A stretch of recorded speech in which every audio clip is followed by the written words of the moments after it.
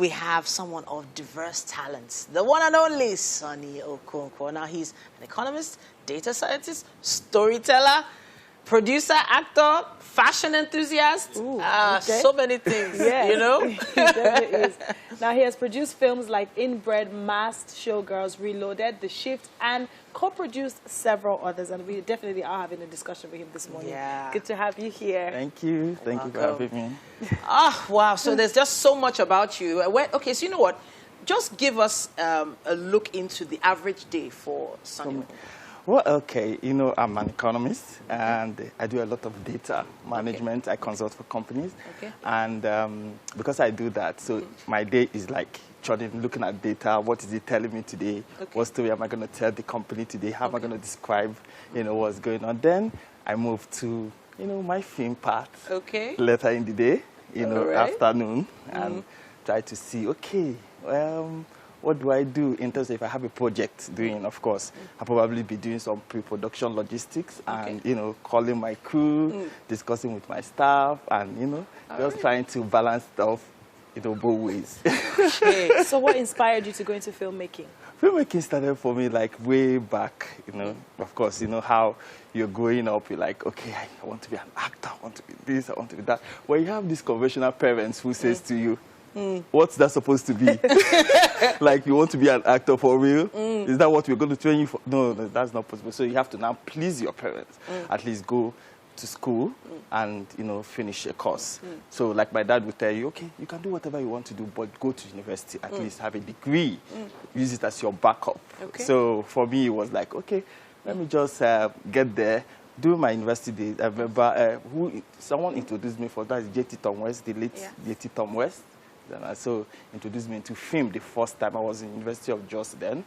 And from there, that was it. Or even he coached me a bit before he passed into film is good, but also have something else that you could come with. But it's a passion for me. So that's why I don't treat it as anything. I take my time. I'm passionate about it. I love telling stories with films. So basically. So it worked then. What your father said worked. You know, having the backup. Actually. But did it work financially, or, you know, did it work to just have a passion on the side so that the economist part of you won't just go? Yeah, it worked both ways, I would say, because it works financially in the sense that, because the thing is, for me, when you are passionate about something, sometimes you don't even think about the business part of it. And not knowing that you feed, you pay bills, you do others. So what you do is, since you have some other acquired talent, film for me is not an acquired talent, it's like inbuilt. Like I just, you know, discovered that this is my own skill and this is what I can do.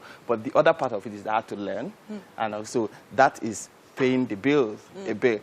But even though film is paying the bill now, but it wasn't what the idea was before. It was like, okay, just forget about that. Focus on being an economist, data scientist, and do your thing while you are also putting. Because the thing is, you can't just allow your passion die off in that. So that's just for me. Doesn't he sound so familiar? Like he sounds like one of our producers here on set. The way his energy, his passion. Yes, the way he's passionate about it. I was going to say that, Mr. Francis. Yeah. So and I love that energy about you. I love that energy, especially because when I heard the number of things you had done, I was like, wait, you've done all these things together? Like, it just feels like a lot of pressure to keep coming up with new ideas. So where do you source those ideas from? Well, I'm a busy, I don't know how to, like, I'm on 24 hours or the go. How do I put it? Like, so I was telling someone that, do you know, I actually went to finish it, like, do a study, I studied in London Film Academy. Okay. To just tell you how passionate I am. I was like, okay, aside acting, you could do more with acting. You could produce, you could direct, you could edit, you could do, so just go to the school and acquire this thing. And for me, it's like, I have this part now, trained, you know, and I also have my, of course, BSc and MSc in economics, and I'm doing this. And I always tell myself, you got to be, I can't stay not being busy. I'm always on something, like every hour. I don't know how people say they are bored. How can you be bored? Oh, wow. Like, but if you're going to choose between being an economist and being a filmmaker, which would you go for? Okay, look at it this way.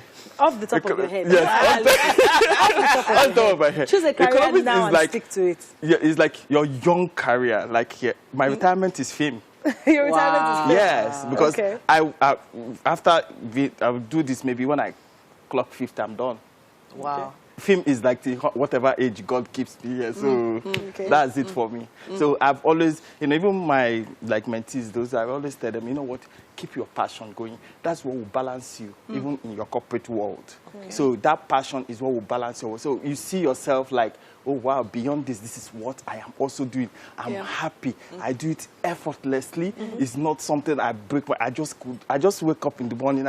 I have a story. But as a filmmaker or an actor, as much as you want to balance it up with the corporate world, which gives you more money, but these days filmmaking is paying. Yes. Now, how do you advise actors who know that your relevance is in your screen time and visibility? Yes. How do they now manage both lives? But so it depends, which is why I say it depends on who the personality in question. Some people can't do both.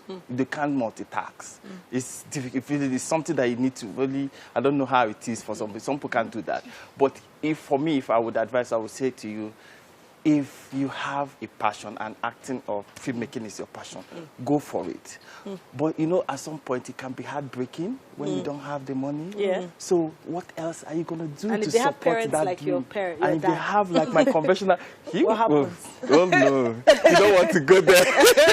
Like my parents who actually, in fact, for them to even allow me go for it is because they know I have this degree. Okay. So they said to me, okay, go. When you fall there, you come back. So that's just the backup for me. And it gives me this kind of confidence. I just know that there's no way anything will happen. So if this doesn't now work for me, but this is what I'm going to be doing to be happy. This amazing filmmaker with us, we have a few clips that we would like to show of some of his work. And herself. I told my sister, our families are built. They're not ready-made.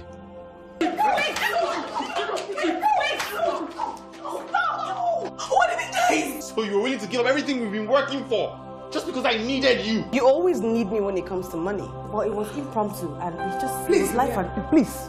Wow, amazing. Thank that was you. Inbred, right? Yes. Inbred. Yes. So from what we could see, there was a lot of tension, a lot of suspense, and you used the music quite a lot there as well, sound effects and all. So do you have a team, a specific team that you turn to for all that, or is this all still you? It's just me. You post-produce yourself? Actually, okay, so I have just a small team here and there just to help, but majorly, I would say 60%. Wow. What year was this film done? This was 2018. This was my 2018. second film. Wow. But you have quite a number of known faces on that project. So how do you manage financing your financing? Well, you see where that other part comes in. So now, because the economy, you have something doing, you can't finance that. Usually you go to an investor. I don't want that pressure.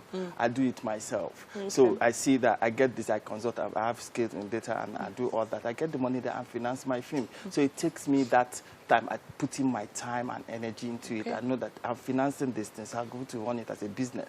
And that's it for me. So I don't have that pressure of, sourcing for funding and all that. No, I don't want to do that. Which is why, and I also do it at my pace, because acting for me is also something I love. So in my own film, I try to do that too.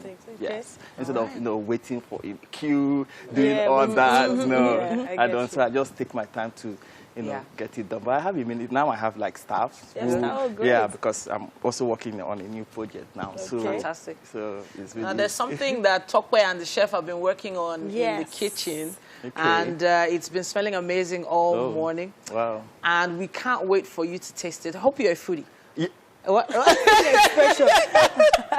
You like food? I am. All right. Well, my taste bud is on cloud 9. All right.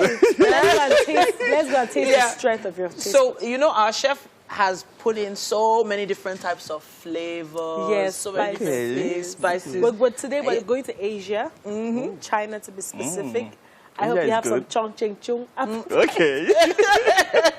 That is good. Yeah. So let's go have breakfast. All right. Tokwe let's go. and Sunny. All right.